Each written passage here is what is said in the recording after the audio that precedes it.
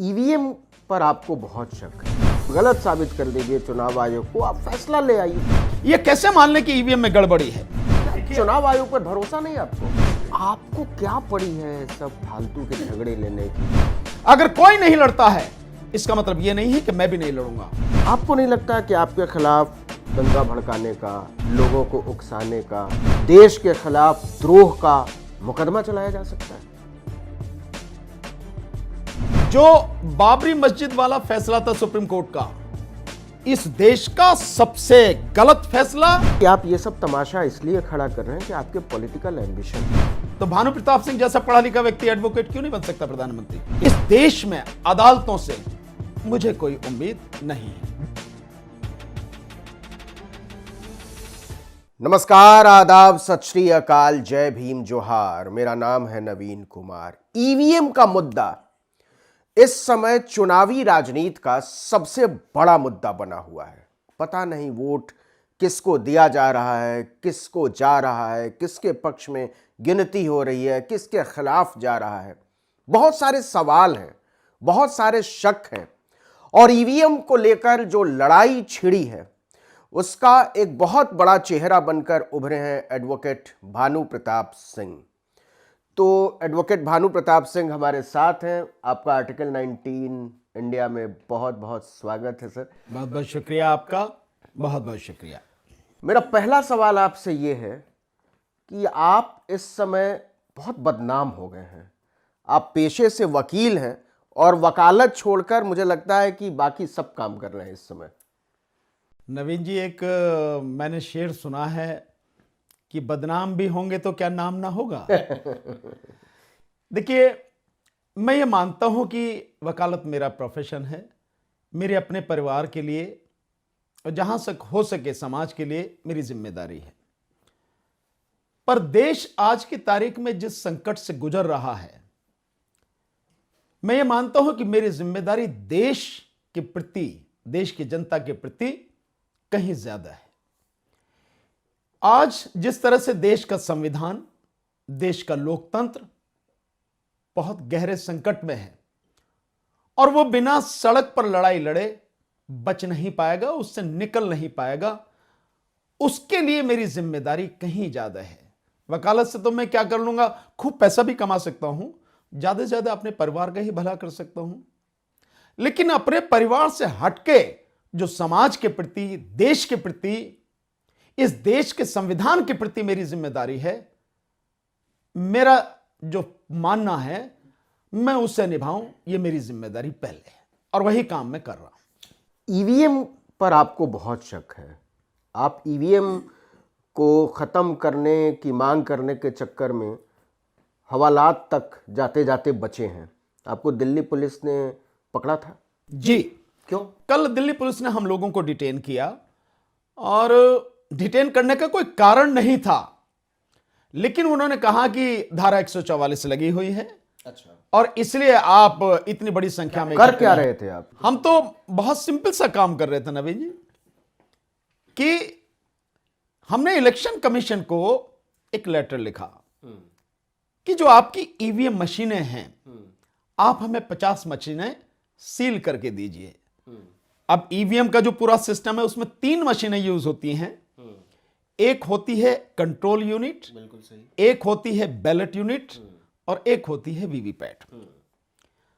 तो हमने सिंपली ये कहा था कि ये 50 यानी 150 मशीनें हमको दे दीजिए, आप सील करके, और वो मशीनें दीजिए जिनको आप समझ रहे हैं, जानते हैं कि ये आपकी सबसे सेफ मशीनें, इनमें किसी तरह की कोई गड़बड़ी नहीं हो सकती, आप हमें दीजिए।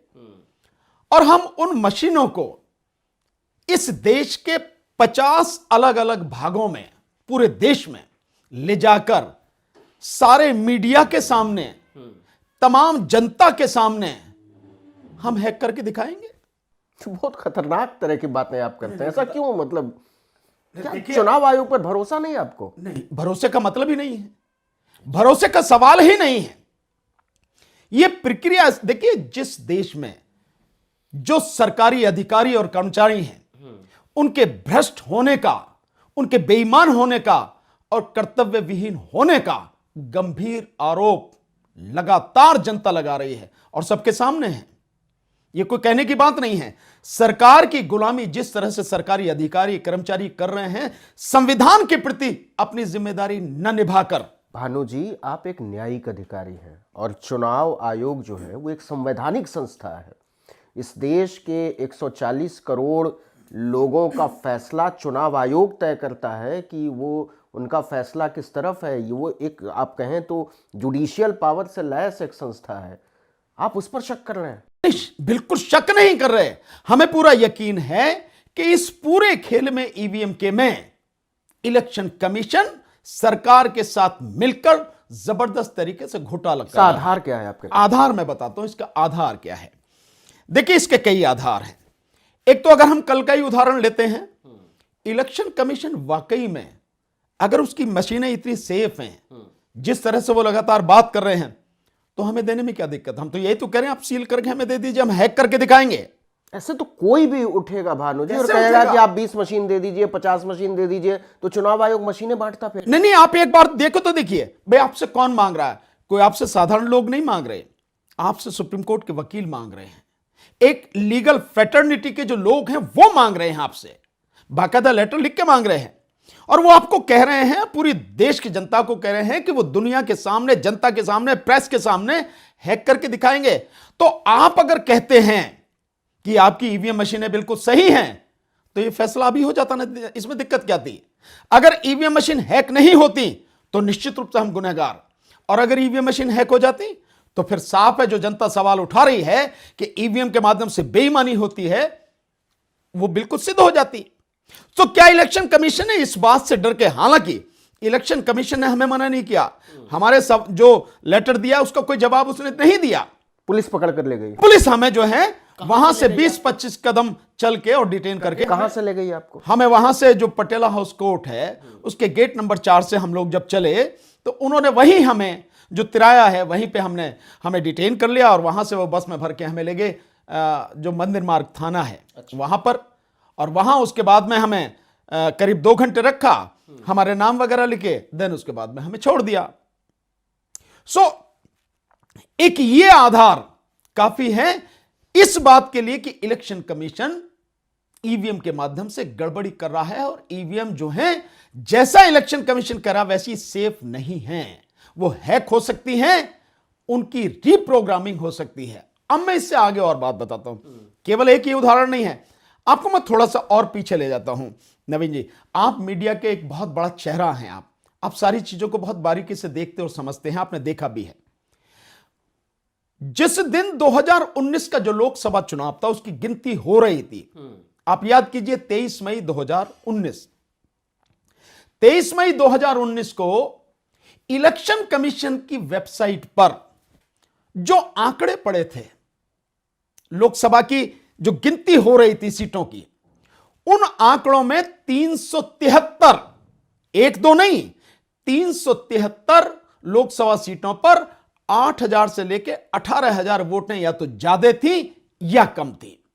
एक बहुत सिंपल सा सवाल साधारण व्यक्ति की तरह मैं पूछना चाहता हूं, अगर ईवीएम ठीक है तो ये क्यों है, और वो गिनती क्यों ज्यादा थी? जितनी वोटें पड़ी थी उनसे ज्यादा या कम थी। टाइपो एरर भी तो हो सकता है।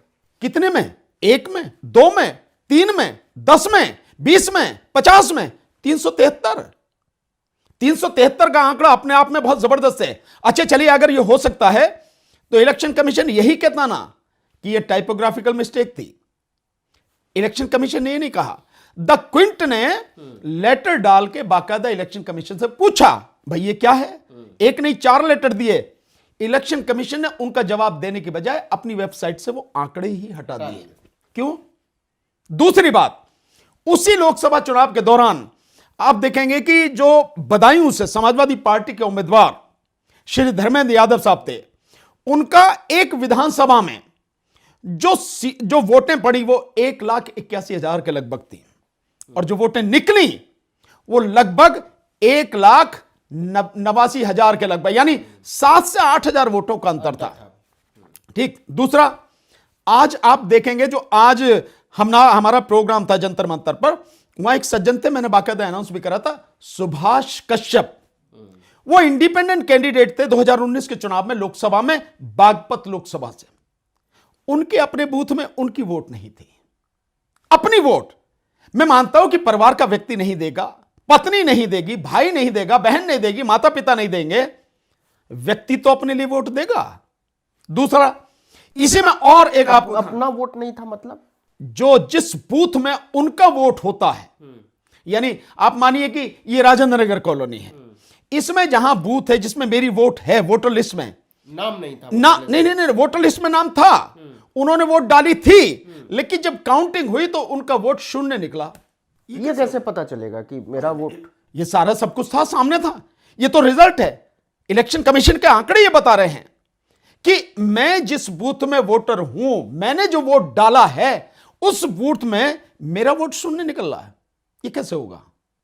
क्या ये गंभीर स्थिति नहीं है? इंडिविजुअल कैसे पता चलेगा? मान लीजिए मैंने वोट डाला तो पर्सन टू पर्सन तो पता नहीं चलता ना कि एग्जैक्टली पर्सन टू पर्सन नहीं पता लगता, लेकिन पूरे बूथ की जो मशीन है, कंट्रोलिंग यूनिट है, अच्छा, जिससे गिनती होती है, जब उससे निकालेंगे, क्योंकि एक बूथ की एक ही होती है, जब उससे गिनती निकाली जाएंगी कि इस टोटल इतनी वोट पड़ी, इस कैंडिडेट को इतनी, इस कैंडिडेट को इसकी इतनी, इतने, उसमें मैं जो कैंडिडेट हूं मुझे शून्य वोट है। अच्छा, इससे ज्यादा सबूत की क्या जरूरत है? अपने बूथ पर अपने बूथ को 0 वोट आया, उनको 0। तो मैं ये मानता कम से कम अपना तो वोट डाला ही डाला। मैं मानता हूं कि मेरे परिवार के लोग ना दें, मैं तो दूंगा ना, मैं कैंडिडेट हूं। और आप इसी का उदाहरण अब आगे बताता हूं।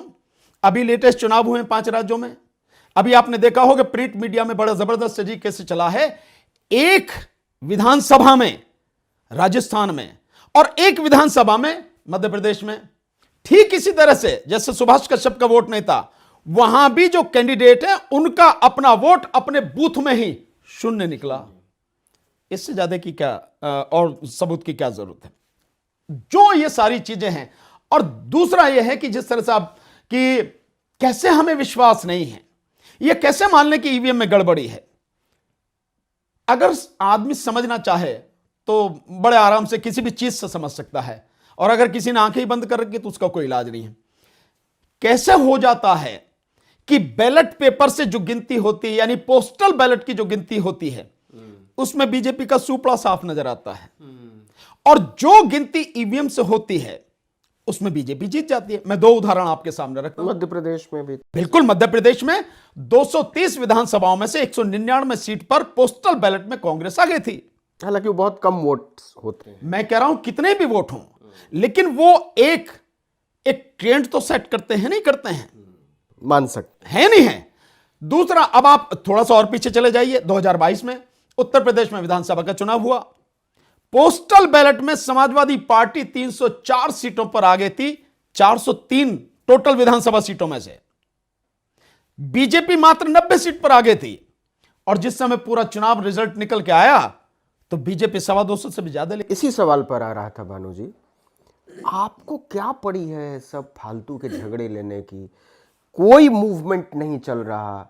आप जिन दलों के नाम ले रहे हैं, जिन नेताओं की तरफ आप इशारा कर रहे हैं, वो सड़कों पर नहीं है ईवीएम के खिलाफ, जबकि वो बेनिफिशियरी होंगे अगर ये सिस्टम बदलेगा तो।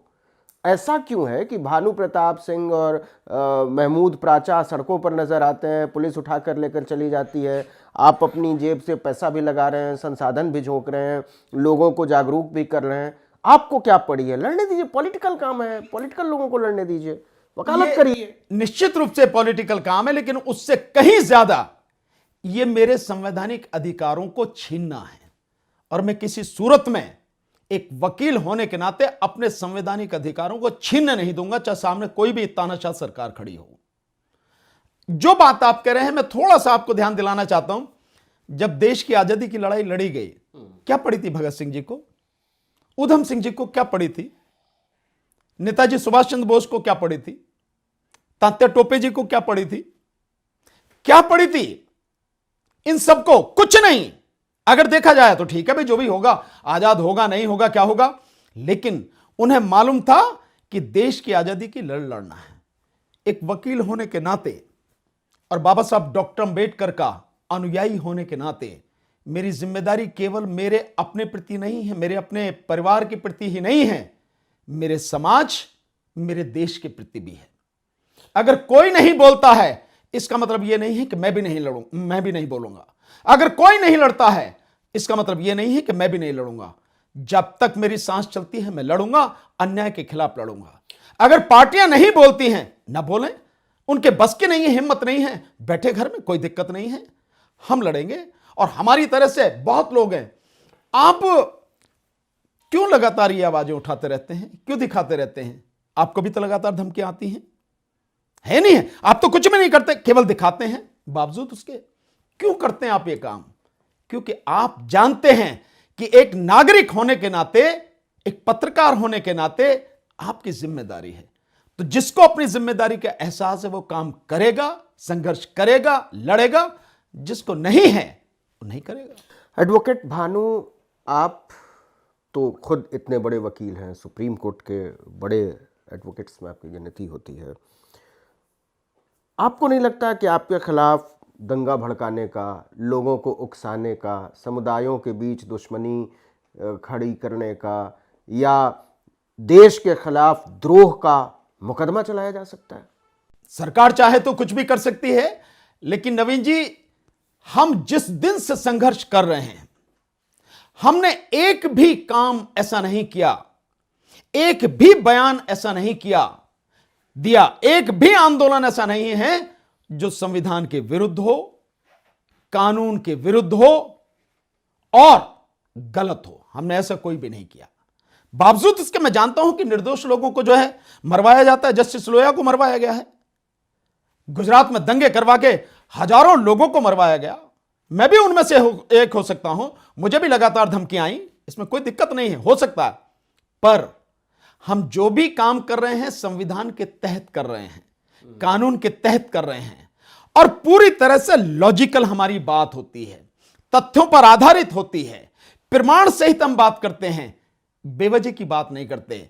चाहे वो किसान आंदोलन में हमारा संघर्ष रहा हो, आपने देखा है, चाहे वो सीए एनआरसी का आंदोलन रहा हो, उसमें जो हमारा संघर्ष आपने देखा है, कोई भी बात रही हो, हमने कभी भी इस तरह की बात नहीं कही कि हम संविधान और कानून के विरुद्ध करें। हमें मालूम, बीइंग एडवोकेट, मैं ये सारी चीजें। भानु जी, आप वकील हैं, आप लीगल तरीके से क्यों नहीं लड़ते? आप सुप्रीम कोर्ट जाइए, आप गलत साबित कर दीजिए चुनाव आयोग को, आप फैसला ले आइए। आप सड़कों पर उतर के मोर्चे निकालेंगे, जंतर मंतर पर धरना प्रदर्शन करेंगे, आप कमेटी बनाएंगे, तो दिक्कत तो होगी ना? नहीं, दिक्कत जिनको होनी है हो। आपने जो बात कही कि मैं लीगल तरीके से लड़ूं, यह भी तो मेरा लीगल और संवैधानिक अधिकार है कि मैं संघर्ष करूं अन्याय और अत्याचार के खिलाफ। सरकार की जो जातियां हैं, जो गैर संवैधानिक और गैर कानूनी काम सरकार या सरकारी जो संस्थाएं हैं वो कर रही हैं, यह भी तो मेरा लीगल अधिकार है, संवैधानिक अधिकार है।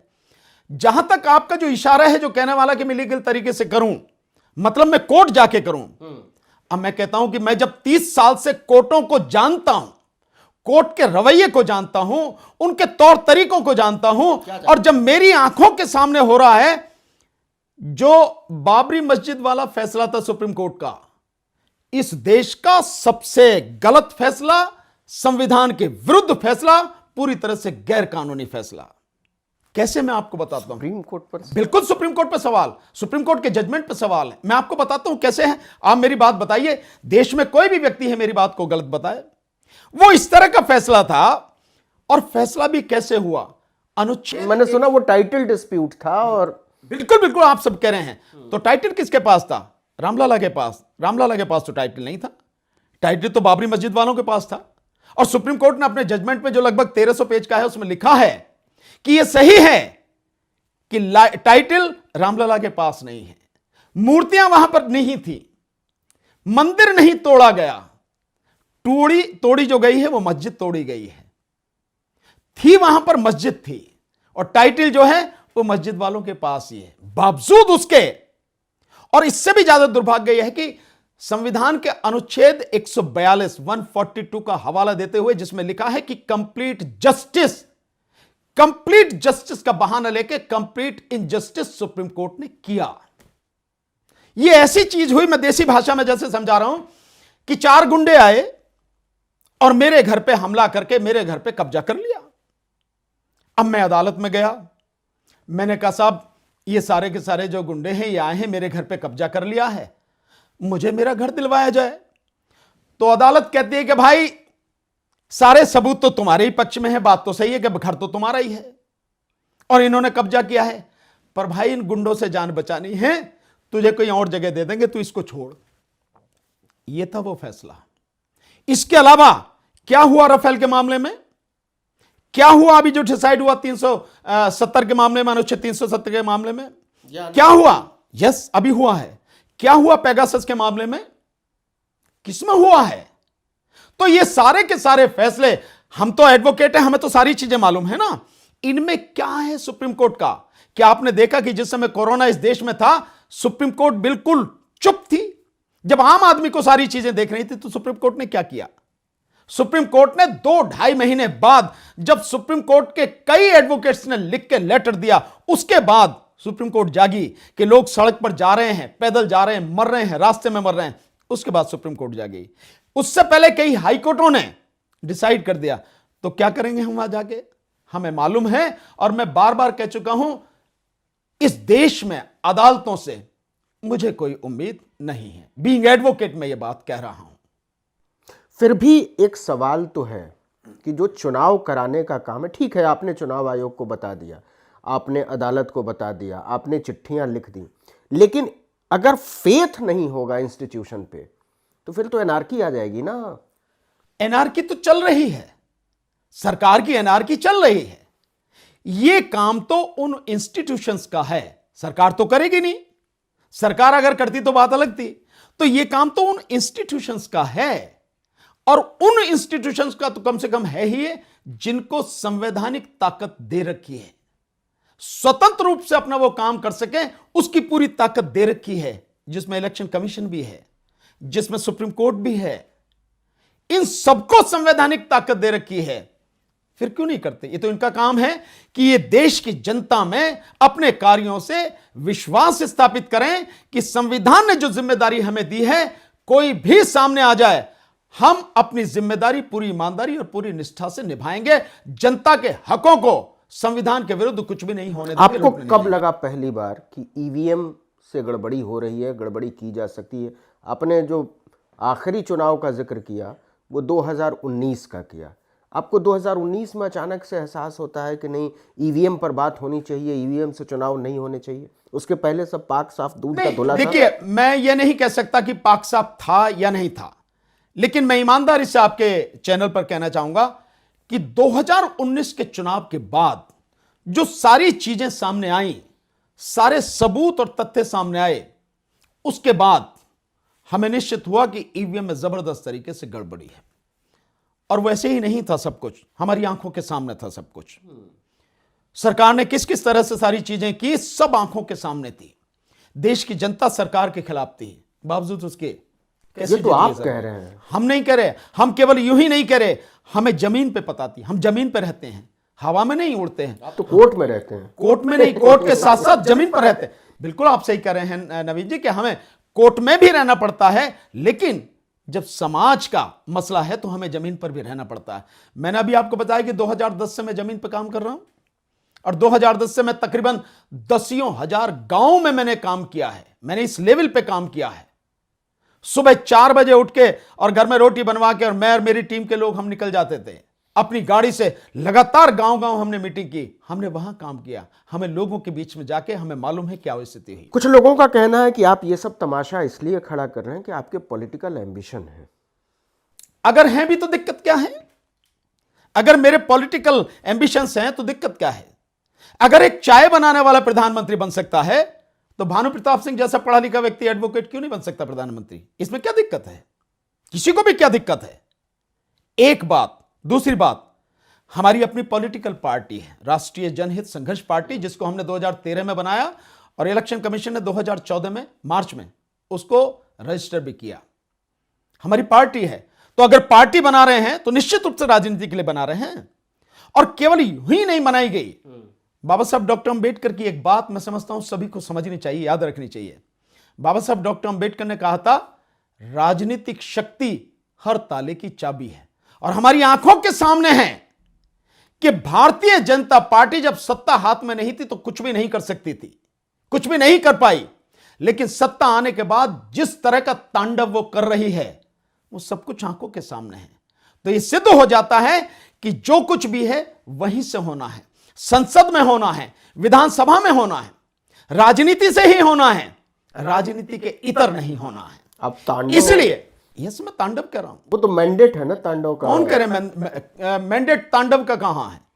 मैंडेट था, कहा 370, उन्होंने कहा राम मंदिर, उन्होंने कहा बुर्का, उन्होंने कहा 3 तलाक, वही कर रहे हैं वो। नहीं वो उन्होंने कहा, लेकिन आप जनता के जो रीति रिवाज हैं, जो इस देश में धार्मिक स्वतंत्रता है, आप उसको कुचल के कर देंगे। नरेंद्र मोदी ये की अधिकार सरकार नहीं क्या मुसलमानों के खिलाफ है?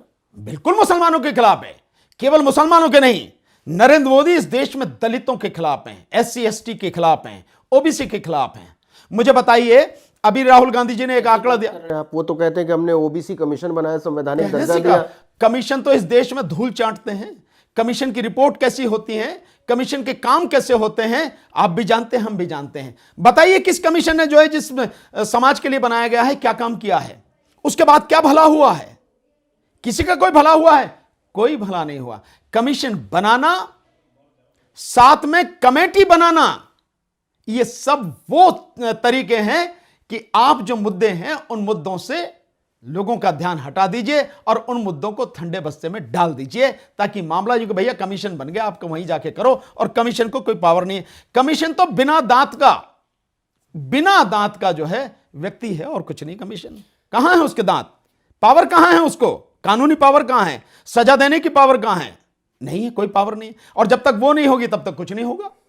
फिर से ईवीएम पर आते हैं। मैं जंतर मंतर पर था, वहाँ आपने बहुत सारी कमेटियों की बात की है, आपने एक आंदोलन की भी बात की है, शायद 17 जनवरी से लेकर और 22 जनवरी तक।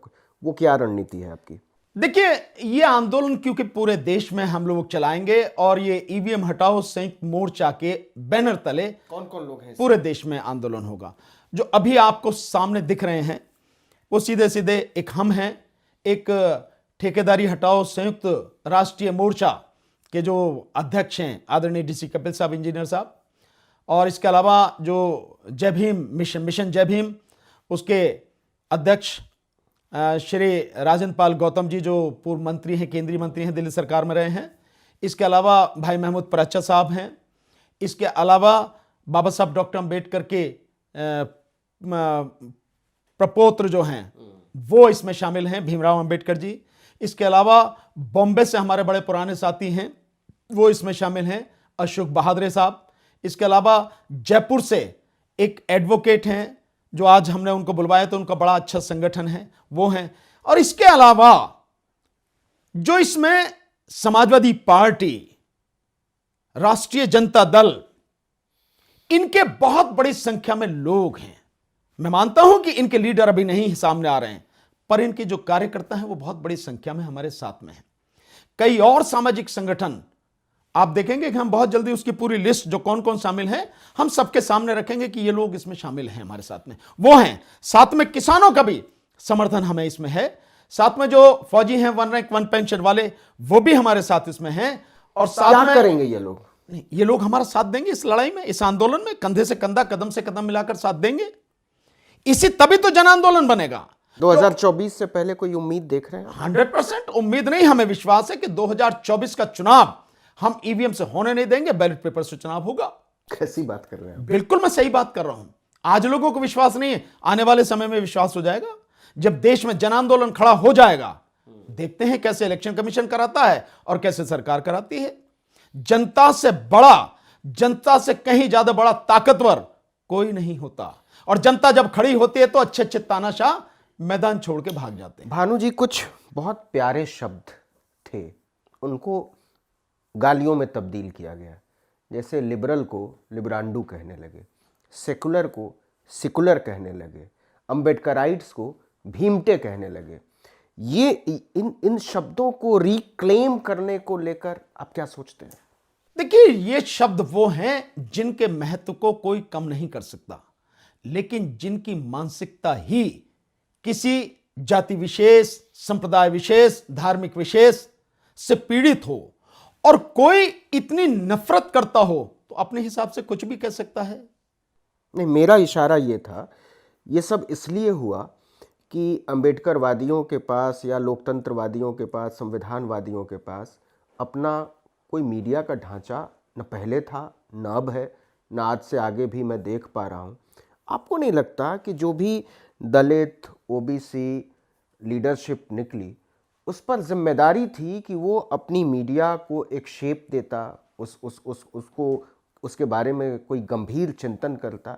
ये सब नाकाम हो गए। तो आज आप कहते रहिए गोदी मीडिया, गोदी मीडिया। जिस मीडिया को आपने गढ़ा ही नहीं है, आपने बनाया ही नहीं है, उसमें क्लेम क्यों ढूंढ रहे हैं? नहीं, हम उसमें क्लेम नहीं ढूंढ रहे। अगर आप मेरी बात पूछें, मैं क्लेम नहीं ढूंढ रहा, मेरे कोई भी साथी क्लेम नहीं ढूंढ रहे। बल्कि आपने देखा होगा, मैं तो स्पष्ट रूप से कह रहा हूं, आपके चैनल पर भी कह रहा हूं, अगर आज की तारीख में लोकतंत्र का कोई चौथा स्तंभ है तो आप सोशल मीडिया हैं। जिस मीडिया की बात करें, मैं उस मीडिया में मैंने कभी ना उसको इंटरव्यू दिया, न मैं जीवन में कभी उसको इंटरव्यू दूंगा, न ही मेरी उससे कोई लेना देना है।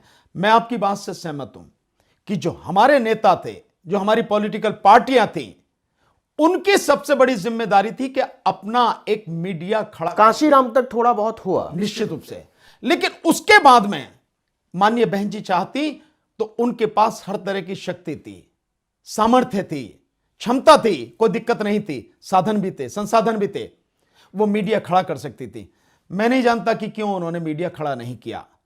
ये उनकी सबसे पहली जिम्मेदारी थी। अगर आज वो हमारा मीडिया होता तो ये जो सारी चीजें सामने आ रही हैं, हम इनको टक्कर दे सकते थे, इनको जवाब दे सकते थे। वो नहीं हुआ।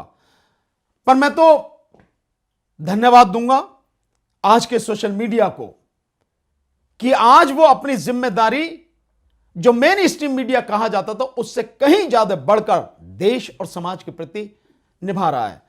आने वाला जो वक्त आएगा, हम नहीं जानते कि क्या होगा, जिंदा रहेंगे या नहीं रहेंगे। डिजिटल मीडिया बिल जो लेकर आ रही है सरकार, जिसके बारे में कई बार इशारा किया जा चुका है, उसके बाद ये सोशल मीडिया कब तक इंडिपेंडेंट तरीके से काम करेगा? मैं समझता हूं आप और हम लोग सारे मिलकर, ये तो बिल्कुल सही है कि जिस तरह से वो लाया जा रहा है, वो उसके माध्यम से इस सोशल मीडिया को पूरी तरह से तबाह करने की कोशिश है, उसका गला पूरी तरह से दबाने की कोशिश है। आप समझिए कि उसमें जो प्रावधान है, जो ब्रॉडकास्टिंग बिल जो जनता के सामने रखा गया है, अगर आप अपने व्हाट्सएप पर भी कोई मैसेज लिख के भेजते हैं, वो भी उसकी जद में आ रहा है। तो कितना गंभीर है, ये हम सबके सामने है। लेकिन मैं ये मानता हूं कि आप और हम, सोशल मीडिया के तमाम साथी जो इस देश में हैं, जो सोशल एक्टिविस्ट इस देश में हैं, जो लोग सिविल उसके हैं, सिविल सोसाइटी के लोग हैं, ये सारे मिलकर आंदोलन करेंगे तो ये बिल किसी हालत में आ नहीं पाएगा। और लोगों को आंदोलन करना पड़ेगा, नहीं तो जो आज आप आवाज बने हुए हैं, वो आवाज ही इस देश के लोगों की खत्म हो जाएगी, जो सरकार भानु जी, चाहती है। अगर मैं बात करूं इमरजेंसी के दौरान और आज की, तो बिल्कुल वही हालात हैं, बल्कि उससे ज़्यादा बदतर हालात हैं। लेकिन उस समय जन आंदोलन इसलिए बन गया और पूरे देश में संपूर्ण क्रांति की लहर पैदा हो गई क्योंकि उस समय जेपी नाम की एक धुरी थी, उसके चारों तरफ सारे लोग गोलबंद हुए। आज वैसी कोई धुरी नजर नहीं आती। मैं मानता हूं कि इस समय नजर नहीं आ रही, लेकिन नवीन जी, पता नहीं है कि किस समय कौन धुरी बन जाए और आंदोलन खड़ा हो जाए। प्रकृति में क्या होता है, कब किस पल में क्या हो जाता है, कुछ नहीं कह सकते। जेपी जो धुरी बने, वो पहले से ऐसा नहीं था, वो धीरे धीरे हुआ और एकदम वो धुरी बन गए। तो आज भी इस समय बिल्कुल आप सही कह रहे हैं कि हालात उस समय से कहीं ज्यादा गंभीर हैं, लेकिन कब धुरी बन जाए, कौन बन जाए, हम कह नहीं सकते। मुझे विश्वास है कि इन बुरे हालात में कोई ना कोई धुरी जरूर बनेगा और इस धुरी बनने के बाद में इस देश में जन आंदोलन खड़ा होगा और ये गंदगी जो फैली हुई है पूरी तरह से साफ होगी, मुझे पूरा विश्वास। बहुत सारे विपक्ष की गोलबंदियों की बात हो रही है, एक इंडिया गठबंधन की बात हो रही है, अखिलेश यादव पीडीए की बात करते हैं, नीतीश कुमार भी कुछ कुछ करने की कोशिश कर रहे हैं, उनका मोह भंग होता हुआ नजर आ रहा है इंडिया गठबंधन से। क्या पिछड़ों, दलितों, अल्पसंख्यकों, पसमानदा, महिलाओं, किसान, इन सबको लेकर कोई ऐसी गोलबंदी, अगर हम कहें प्रभावी गोलबंदी कायम की जा सकती है जो कि सांप्रदायिक ताकतों से मुकाबला कर सके? देखिए, निश्चित रूप से की जा सकती है, लेकिन यह बड़ी गंभीर स्थिति है, दुखद स्थिति है, जो आपने बताई है अभी, मैं समझता हूं विपक्ष को अपनी तमाम जो उनकी धारणाएं हैं, उन धारणाओं को छोड़ के इस देश को बचाने के लिए, इस देश के लोकतंत्र, संविधान और देश की जनता को बचाने के लिए जैसे इंडिया गठबंधन के नाम से इकट्ठे हुए हैं, उसको और मजबूत करना चाहिए और पार्टियों को उसके दायरे में लाना चाहिए। इसके साथ साथ जो सामाजिक कार्यकर्ता हैं, वैसे बहुत सामाजिक कार्यकर्ता लगातार कोशिश कर रहे हैं, इकट्ठा करने का प्रयास भी कर रहे हैं, और आप देखेंगे कि हमारे इस आंदोलन, ईवीएम हटाओ वाले आंदोलन में, मैं आपको पूरी तरह से बता सकता हूं कि देश के हर प्रदेश से हमारे साथ आदमी जुड़ा हुआ है, और आप बहुत जल्दी देखेंगे कि किस तरह से आंदोलन मजबूत बनेगा, अपने आप ही आप देखें। तो वो लोग काम कर रहे हैं, पॉलिटिकल पार्टियों को भी काम करना चाहिए, मिलकर करना चाहिए। अगर नहीं करेंगे तो ये देश की जनता उन्हें भी माफ नहीं करेगी। और ये किया जा, ऐसा नहीं है कि नहीं किया जा सकता, किया जा सकता है, पर अगर वो अपने क्षणिक स्वार्थों को छोड़ दें और अपनी ये जो धारणाएं उन्होंने बना रखी हैं, जिससे कुछ भी भला न उनका न देश का होने वाला है, उन्हें अगर छोड़ दें तो हो सकता है। आज की तारीख में कौन से ऐसे नेता हैं जिनसे आपको कुछ उम्मीद नजर आती है कि उनके पीछे अगर लोग खड़े हों तो कोई बात बन सकती है? देखिए, मेरा मानना यह है कि कुछ लोग, केवल उनके खड़े होने से बात नहीं बनेगी, लेकिन कुछ लोग हैं राजनीतिक पार्टियों की, अगर हम बात करें, राहुल गांधी हैं, निश्चित रूप से नीतीश कुमार जी हैं, अखिलेश यादव जी हैं, लालू यादव जी हैं, उधर आपके स्टालिन हैं, अगर ममता जी भी आ जाएं तो ममता जी हैं। ये कुछ लोग ऐसे हैं, और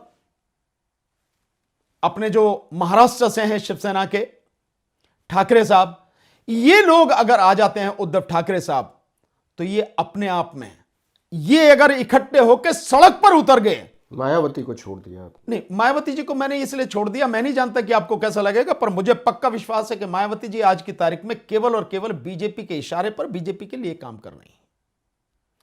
अगर मायावती जी अकेले ही अपने आप खुलकर सड़क पर आ जाएं तो भी पलट जाएगा, लेकिन पिछले करीब 10 साल से जो मैं देख रहा हूं, मुझे कहीं दूर दूर तक नजर नहीं आ रहा, और बहुत स्पष्ट है उनकी कार्य प्रणाली से, उनके ढंग से, कि वो बीजेपी के हाथ की वजह क्या हो सकती है? इसकी वजह तो मुझे तो 2 ही नजर आती हैं।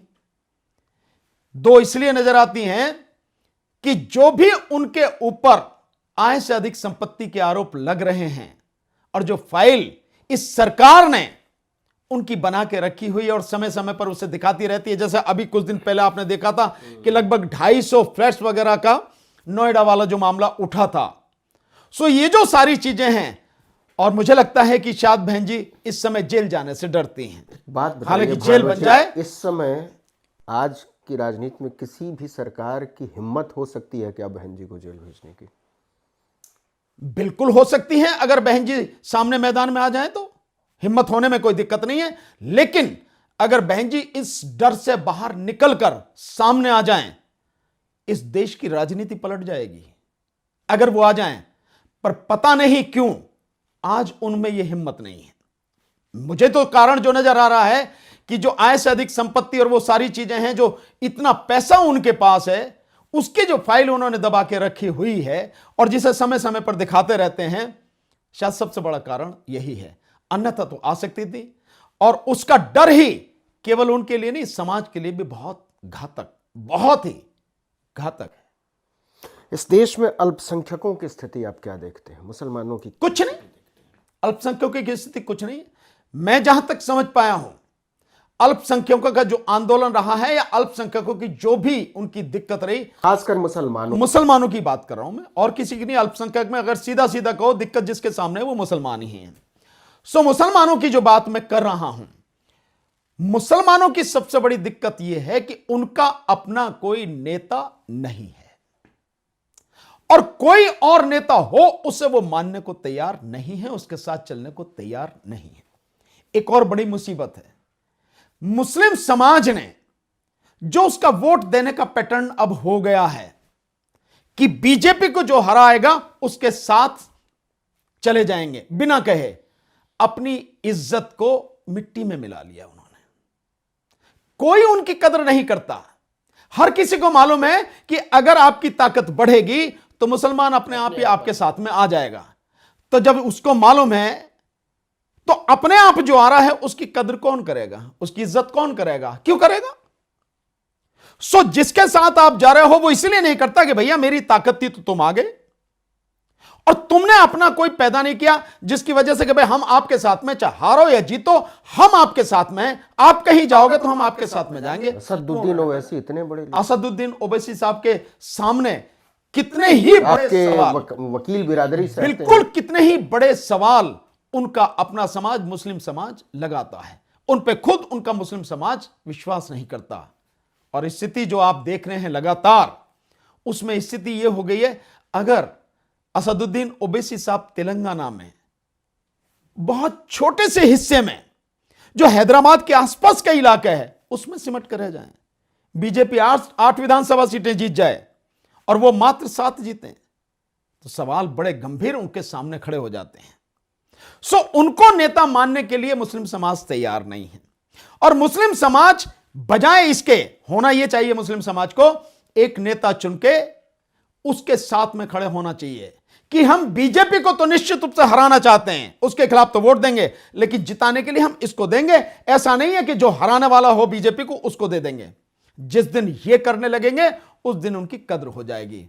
और एक चीज आपके माध्यम से कर रहा हूं, मुस्लिम समाज के साथ हम पूरी ईमानदारी के साथ, पूरी ताकत के साथ सीए एनआरसी से लेकर अब तक खड़े रहे हैं। उनकी आवाज उठाने में हमने कोई कसर नहीं छोड़ी है पूरे देश में। लेकिन आज जब हम जंतर मंतर पर हमारा प्रोग्राम था, मुस्लिम समाज नदारद था। क्यों नदारद था? हम तो आपकी आवाज उठा रहे हैं ना, हमने तो आपसे कोई वोट नहीं मांगी ना, आपने, हमारा तो कोई स्वार्थ नहीं है ना। वो लड़ाई जो ईवीएम की हम लड़ रहे हैं वो तो तमाम मुस्लिम समाज की है। इस देश में अगर मोदी सरकार 2024 में जीत के आ गई, अगर ईवीएम से चुनाव हुआ, तो सबसे ज्यादा और सबसे पहले निशाने पर तो मुस्लिम समाज ही होगा। और है भी। मॉब लिंचिंग किसकी हो रही है? मुस्लिम समाज की। तो मुस्लिम समाज आता क्यों नहीं हमारे साथ? अगर जो लोग आपके सामने खड़े, आपके लिए खड़े हैं, रात दिन आपकी आवाज उठा रहे हैं, आप उनके साथ भी नहीं आओगे तो फिर कौन आपके साथ में खड़ा होगा? फिर क्या होगा? नेता विहीन समाज हमेशा मात खाता है, यह उनको सोचना है। तो मैं जो देख पाया हूं, निश्चित रूप से मुस्लिम समाज एक अच्छा समाज है, पर उसकी लीडरशिप चुनने की और लोगों के साथ में खड़े होने की जो तरीका है बिल्कुल समझ के बाहर है। अगर चेतना की कमी कुछ नहीं, कोई राजनीतिक चेतना नहीं है।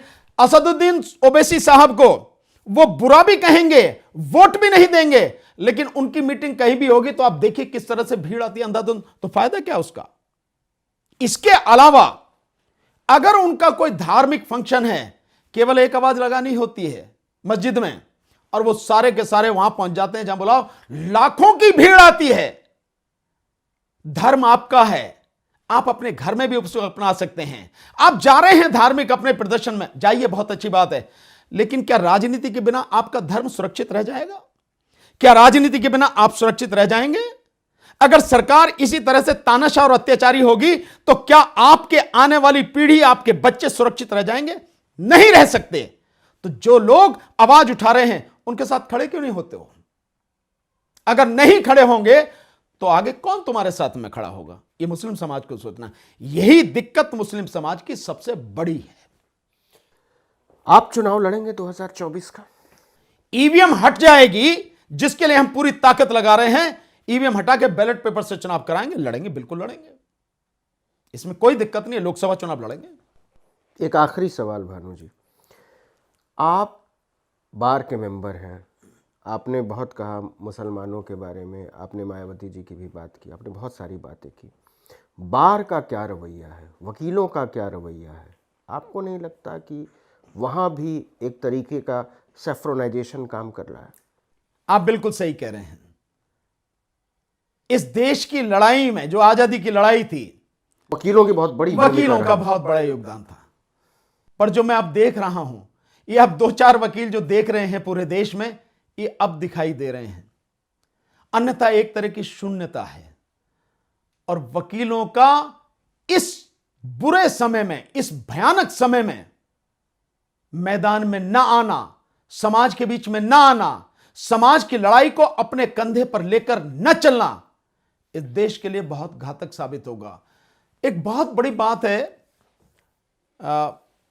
इस देश में नवीन जी अगर वकील सड़क पर आ जाएं और वो अपनी जिम्मेदारियों को, संवैधानिक जिम्मेदारियों को, कानूनी जिम्मेदारियों को, सामाजिक जिम्मेदारियों को, राजनीतिक जिम्मेदारियों को अगर समझ लें और सड़क पर आ जाएं, ये जनता बहुत जल्दी सड़क पर आ जाएगी।